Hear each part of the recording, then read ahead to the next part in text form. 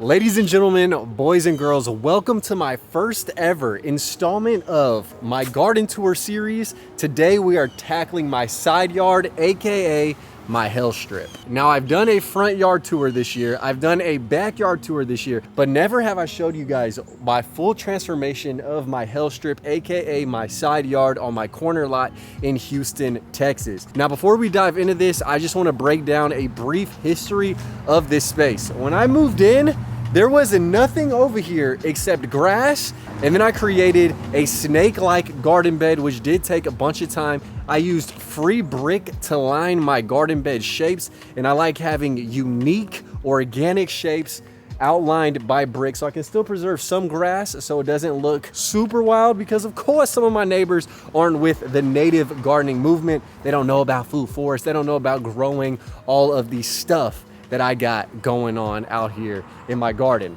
So now that we have gone over a brief little synopsis of the history, I just got to remind you guys, as always, that Earth is my planet. Earth is my planet. Let's get started with this garden tour because we have a lot of plants to go through. It rained recently and I feel like this area is at optimal performance right now on the first day of fall in the year of our Lord 2025. Smash the like button. Let's go. So I feel like I have so many options. We could start with the Hellstrip, or we could start with the strip that borders my home and the fence. So I guess I'll just decide myself to do the first beds that we planted out, which are along the side of my house and fence. I am recording on a day where it is cloudy. Anyone who does photography and video knows there's less direct sun and harsh lighting, hence why I am choosing today to shoot this, even though the conditions aren't necessarily as tranquil and potentially stunning as they normally would be. The flowers in and of themselves and the plants are doing all the talking and all the walking. So the side yard begins from where the front had a more uniform design. Okay, we had Tradescantia pallida in the front, followed by some variegated shell ginger, then followed by a native Turk's cap hibiscus. And then once you enter this vicinity where there is some more of that Tradescantia pallida, you get to single individual plantings all the way down this Hellstrip. And I think that is more unique. It's not quite as uniformed and structured. It's not like I'm playing Minecraft with plants. It's a bit more rugged, wild, and definitely an aesthetic I like. So the first plant we have, which is scattered throughout the garden, is in a luscious bloom. It is the Texas rock rose. Now this bad boy propagates itself, it self-seeds readily, and I honestly just dig up any new plant and I transfer them where I want them to go. In the front of my Hellstrip bed, you can see I just have a smorgasbord of these flowers. As y'all can see, the flowers are going dummy right now. I don't know if it's the rain, it cooling down just a bit, but I have never seen this bush so encrusted in flowers as is the case today. Now moving behind there, we have this common boneset, which is a native plant. It has like these wispy, almost whimsical white flowers. And then we have a sago palm. And this dude I grabbed out of the trash. That is right. When the snowpocalypse happened in Houston, Texas, down here in the South, a lot of people dug these up and just threw them in the trash. I picked them up, planted a bunch, and this is one of the survivors and thrivers out here. Next, we have the Lantana urticoides, which is a native lantana to the Houston area. And then behind it, I thought this pupper was going to die. All right, we have this beautiful citrus. I do believe this is a satsuma. I am gonna do a food forest tour, so I'm not gonna go too in depth on the fruit trees, but all my citrus has been being attacked by these leaf miners, which is super annoying. Now we have more green in the front with these flame acanthus. As you can see, here's an example of one flower. This is native and it does self-seed, so a lot of these acanthi are spread throughout the bed. And behind it, we have the only crepe myrtles I like, the burgundy leaves with the red flowers, because my God, this is like an explosion of awesome. And it is doing well, despite the fact that it's planted right next to a giant loblolly pine, which really does create this forest-like vibe on the Hellstrip, which I love. Now back to the edge of the garden, of course, we have some Mystic Spire Salvia, one of my favorite plants, and this is a bee buffet. I also have some shrimp plant which I did take from the backyard and place over here. We also have some red yucca spammed throughout. And of course, the Gaillardia, AKA the blanket flower, which does spread readily. I mean, look at all these seed heads. So I can't wait for this dude to take over the edge of the garden. Now here is a gorgeous native that is growing in, a Yaupon holly, caffeinated leaves. Now in front of that Yaupon, we have a Greg's Blue Mist flower. Now I do spam this throughout this Hellstrip and side garden area because it attracts butterflies like nobody's business. Of course, I planted this agave recently and it's doing well. Now I did grab a couple of small cultivars of echinacea, aka coneflowers, and these dudes do grow readily and they are more compact and small, which is cool. That is a native plant as well. Now I don't particularly see as many insects interacting with that dude, but you also can use it for like medicinal purposes. I also threw in this sweet almond, which has bloomed, and I planted this guy fairly recently as of this year, and it already is about 3.5 feet tall. I feel like it definitely is a nice little vibe filling in this area. Now I also have an Italian cypress, which was leaning like a kickstand, and now it is growing nice and straight. Hopefully it does grow up and fill this area as time goes on. Now in front of the sweet almond, we have another red yucca, and this is a mature example. It has gone to seed, and just look how loaded down that seed pod is. It has gorgeous red flowers. Hummingbirds are attracted to them, even though I haven't seen hummingbirds in the garden all that much. Behind that, we have the Henry Duelberg salvia, native to Central Texas, and of course, a pomegranate front and center. Behind the pomegranate, we also have a Tacoma Stans, and I really like using this just to create a lush backdrop. Next to it, pineapple pear. This has produced pears. Now, have the animals, AKA the birds, the rodents, the squirrels, the possums, let me harvest? No, they take one bite out of them and just leave them be, which is super annoying. Now, I have tried to grow some citrus in the front of this bed. It might be a bit dry and water deprived due to the pine tree, but hey, we just do what we can.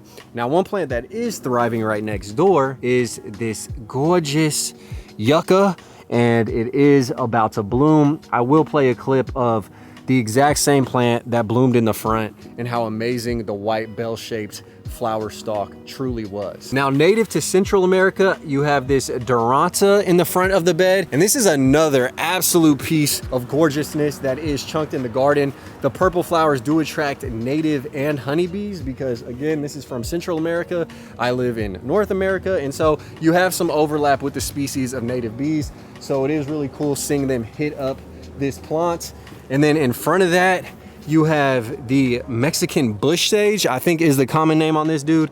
But look how gorgeous the flowers are. I only threw in 2 of these guys, and I like kind of the white, more minty color of green. Again, more of the fire wheels in the front, the Gaillardia, so sexy. So behind all of this, you have an absolute jungle happening. Look how lush things are back here. I mean, we're starting off with this pineapple guava in the front. Again, it adds a little versatile color palette to the garden. And you also have this Mexican olive tree. The leaves on this, you could use as toilet paper. They are super soft. This is a species that during hard freezes does die to the ground, but I feel like as the roots have become more and more established, it does pop up with so much more vigor, and it grows taller and taller with each passing year. Now, through this maze of plants, there is an arrowwood viburnum in the back, which does pop off with amazing flowers, even though they already have been hit and dropped seed. There's another Tacoma Stans way back there. It's about 12 feet tall. It is not flowered yet. It usually does in the mid-fall range with gorgeous yellow flowers. Now, working our way around, we have another one of the trash find sago palms. It is a bit smaller, but it is growing underneath the shade canopy of this false indigo.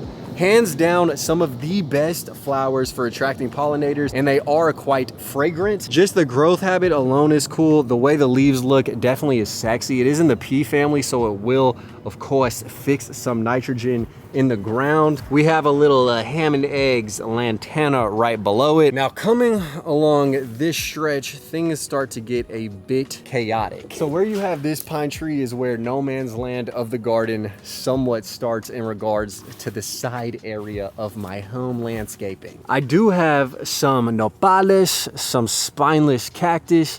I have a bunch of red yucca. Now these are being shaded out, as y'all can see, by a ton of morning glory vines. These do look great, but they drop so much seed. It is honestly a huge problem. And they were a volunteer. I did not plant them there, as is the case with this sugar hackberry tree. So this hackberry behind me also was a volunteer, AKA a bird ate a hackberry and just shat it out. And thus we have a pretty large sized tree. I don't know if I'm gonna let it grow or chop it down eventually, but I do heavily prune it back each winter. And then below it is another sago palm that was a trash find. And we have, I think, a Peruvian apple cactus, if I am correct.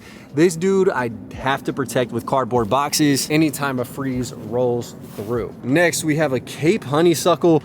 This pops off with amazing orange flowers that pollinators love, but honestly, it looks like hot garbage the entire rest of the year. So I think I'm gonna dig all these guys up after it blooms in like mid to late October. Now behind the Cape honeysuckle, we have a native Texas persimmon, Diaspora texana, and I can't believe it is thriving right here. So this dude was on the struggle bus for years, and I most likely need to chop down the sugar hackberry to give it the best chance of growth. Now, one thing that did help spark its transition was the death of my pine tree that was right next to this Texas persimmon. Now, this pine tree got infested by bark beetles, and this was quite the arduous task to try to combat. I started noticing what appeared to be sawdust at the base of the trunk. I had all my pine trees sprayed, which cost over $1,000 to try and prevent the spread and to save the tree. Well, to make a long story short, my pine tree has died, and I had to have it removed and cut down. So now this area is receiving way more sunlight, and it definitely will be an optimal bed to refurbish and reinvigorate next year. Because let's be honest, this area looks a little bad. However, the area next door looks really great. You have this senna, which is popping off with 1,000,001 lovely flowers.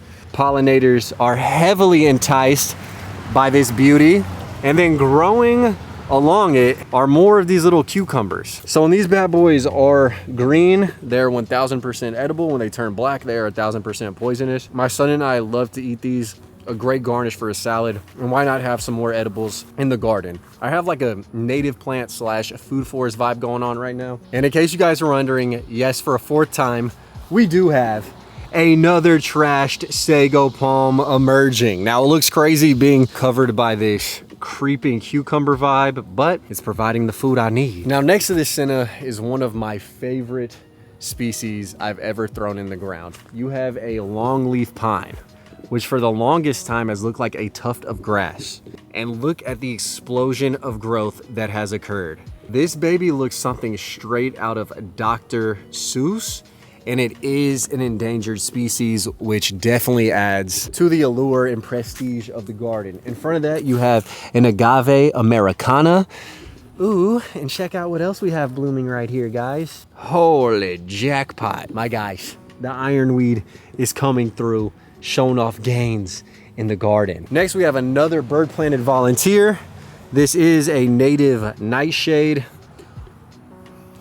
It's not poisonous, in the tomato family. Sweet blackberries, another small treat that does provide a bit of nourishment in the garden. They honestly are sweeter than like a cherry tomato, but I would still prefer a cherry tomato. It is in the tomato family, and I see why birds go crazy over these. And then behind everything else, in the corner of the fenced area, you have some plants I grew from seed. A Turk's cap hibiscus, which I took the seed from the front garden. And then I have more sable minor palmettos. And these little puppies were mailed to my P.O. box. So definitely will be a different what do they call that? Like geolocated cultivar. Eco type. It's from a different eco region, but it still is the same plant. So it will cross with the sable minors I have planted throughout the garden, and the genetics are going to be quite interesting. So yeah, thank you to you guys who do send plants to my P.O. box. I appreciate it. P.O. box in the video description down below. So now is the time to tackle the actual Hellstrip portion of the garden. And as I always mention in these videos, I rather ask for forgiveness than permission, because I don't even know if this is technically any of my owned property. This may be all managed by the city, but as soon as I put the bed in, they did run a cable through the Hellstrip, and instead of digging it up, they used a little digger and pipe to run the line underneath it all. So I do appreciate that common courtesy, and I think at this point with all the trees and native species, there really is nothing the city could do. Fingers crossed. So let's begin with the border of the beds, which is all of this Tradescantia pallida, also known as a purple heart plant. Now I did mention the Texas rock rose in the front of the bed, and then behind it we have a sea of Greg's blue mistflower. Now one volunteer in the front, which monarch caterpillars do munch on, is this Mexican milkweed, which is fine to place in a garden outside of Mexico as long as you cut it down every fall and winter, which I'm about to do shortly. The Mexican milkweeds can disturb some of the migration patterns of monarchs and can carry a large parasite load on them. So that's why you want to treat them like an annual native milkweed if you place them in the garden. Now getting back to the plants surrounding the Greg's blue mistflower, you have this Vitex tree. It is like a large bush to small shrub, and y'all can see there are a few flowers left on it. I am letting it develop into 2 single trunks, and then I may chop one down so it is just a single trunked small tree. I like the way that appears aesthetically. Now we do have some repeat offenders in the garden. I shouldn't say offenders, blessers. Mexican bush sage, another flame acanthus in the front, more of the rock rose. So all these species do spread on their own, which I like, especially since I didn't want to invest too heavily financially into this bed. Behind that, of course, you got the Old Faithful, another Henry Dulberg salvia. And on the street line, the area is, of course, bordered by more Tradescantia pallida, even though it's not as well established in this area yet. And there are all types of weeds that love to pop up over here. So I still am actively trying to weed the area and get the Tradescantia established a bit further. Now we're entering the food forest range. I have 2 fig trees. Again, I will go more in depth on the food forest tour, but the figs are providing a bountiful harvest right here, which I like. If I could change a couple things, I would have done an alternating pattern, so it's not like 2 figs, 2 apples, 2 peaches next to each other. I don't know, it's just like human brain trying to organize things in a way that doesn't quite look as natural. So next to the figs, we have a small agave I threw in, a blueberry, which has produced berries. The birds do get them. Another smattering of Greg's blue, and Mystic Spire salvia, which the bees right now are having a ball on, to say the least. Just munching, okay? It's a bee buffet, like I say. Now below that, spineless nopales, more of the fire wheels. And in front of that, you have these buttercups, ornithera, if I'm saying that correctly. And there are more small desert acclimated plants that are gonna put on quite a show as their life cycle progresses. And that would be this beaked yucca, which is gonna get extremely tall, and that's quite an exciting prospect. Now behind the beaked yucca, you have a rosemary bush, which is looking lovely. And just check out the bees. Like I said, the native bumblebees absolutely love the plants I throw in, such as this kidney wood, which I did get at the Arboretum's native plant sale. And this is one of the most fragrant plants you can chunk in the garden. It smells so sweet. Every time I walk by, I just pleasantly smile to myself like, damn, I did my thing with this one. Now the overall structure on it is a bit more hectic, chaotic, and wild. But God, does it smell great, and do the insects love it. And that's why I do this, man, just to provide a beneficiary home to myself, my neighbors, and the insects, because Lord knows they need help when everyone else surrounding me has these monocultures of lawn with all types of bullshit sprayed on them. Tripping. Now below the luscious arrangement of pollinator plants, you have this carpet of Virginia buttonweed, which is growing like crazy. It honestly looks cool. Some of the flowers look translucent, which is enthralling. We have a very large peach tree which has produced peaches heavily. Now below the peach tree, we have a Yucca filamentosa, which is doing its damn Dougie. More Tradescantia bordering everything. It is a bit more lush as we get to the middle section of the Hellstrip. Now there's one area where I let other plants grow, and that is this small section right here, only because the Gaillardia have been doing their thing, blooming profusely and self-seeding. Now back to the trees, we have a pair that is heavily inflicted with fire blight. I mean, this pear does not look healthy. I'm gonna chop it down. It's a shame because this was like the first fruit tree that I ever planted, and it's just been suffering like nobody's beeswax. So I'm gonna have to take it out and we'll just see what emerges. I might cut it down to the stump and just let more emerge. I have no idea. I honestly can't stand the growth habits of pear trees, if I'm being 100% honest. So we shall see, but it does fruit, and the fruit just falls off because of the infection and affliction this tree is under. So in this bed, of course, you have the roots of the original Gaillardia plants that have self-seeded and spread amazingly. More Greg's Mistflower. My mulberry tree, which is huge. This is my heaviest producer, and I wish you guys could see this, man. They're just monarch butterflies circling around the area, and that's why I do this. This other pear tree is doing great. I think this is a LeConte pear, and the mulberry tree is even putting on new mulberries right now. I did prune it back, and after the rain and the pruning, the summer pruning, it is flowering once again. So that's awesome. This is supposed to be a dwarf mulberry, and it's anything but that, my friends. And this is where the understory does slow on the Hellstrip garden bed, because I have my orchard going on with another peach tree that has not produced any flowers. So that guy is going to go after this year. And I have 2 pecan trees, which I'm debating whether I keep them almost in a like small tree, large bush type of shape, or if I let them fully escape and grow as large as humanly possible, just to truly be filled with a bunch of nuts. So then on the back end of the Hellstrip, as you guys can see, there's the pecan, another one of the transplanted rock roses, and the purple heart plant. Now this area unfortunately has started self-seeding with these Asiatic dayflowers, which you guys told me is what's growing here. And this is a super hard plant to combat. I mean, it just keeps popping up.